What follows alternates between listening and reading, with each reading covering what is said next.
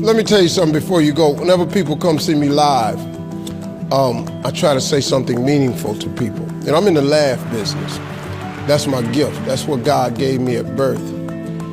Your gift is the thing that you do the absolute best with the least amount of effort. I want to tell you something that can help enrich your life. It's a sure sign from God that He ain't through with you, because He wakes you up in the morning. When He's done, you won't wake up no more. But as long as you're waking up, that means He has something for you that He hasn't been able to give to you for whatever the reason. I'm going to help you get to that reason a little bit quicker.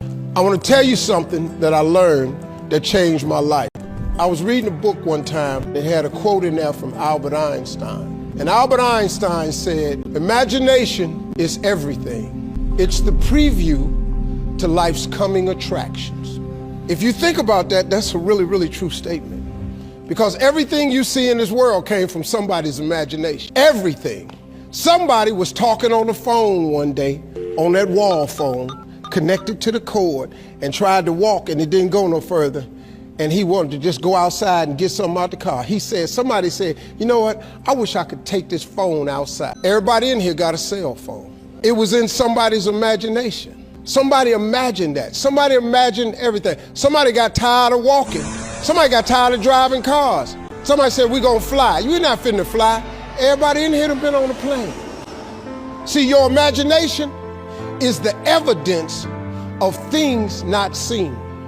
You know why they call it the evidence of things not seen? Your imagination, you the only one can see it. You're the only one can see it.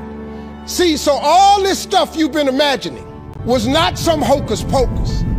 When you imagine stuff, it's actually God showing you a preview of a coming attraction He has for you. That's what your imagination is. Why do you keep imagining yourself with a second home? Because God wants you to have a second home. Why do you keep imagining yourself in a supervisory capacity on another job? Because God really wants you to have that. Why you keep dreaming of opening a business one day? That's because that's what God really got for you. And He put it in your imagination. The problem with your imagination, though, is you tell it to the wrong people. If you want to kill a big dream, tell it to a small-minded person.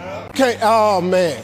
Think about this in your life. How many times have you had this really incredible idea and you took it to your family and your friends?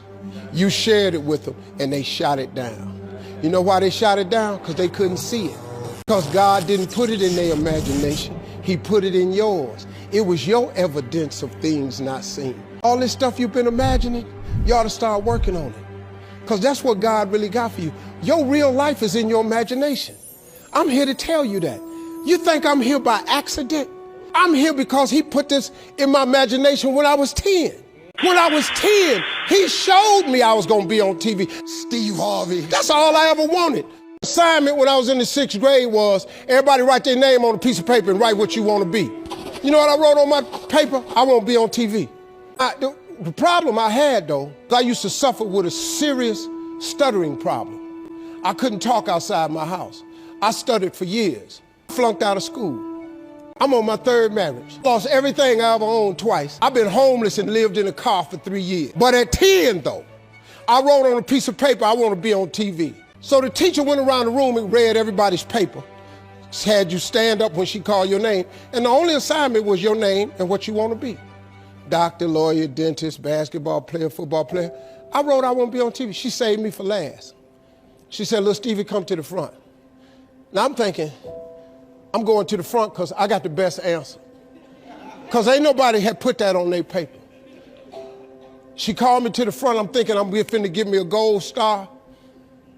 But I was wrong about that. She called me to the front to humiliate me. First of all, you know I can't talk. I suffered with stuttering stammer so bad, man. I couldn't talk at all. And that lady lit in on me. "Why did you write this on your paper?" Now I'm standing there, I can't talk. Who in this school ever been on TV?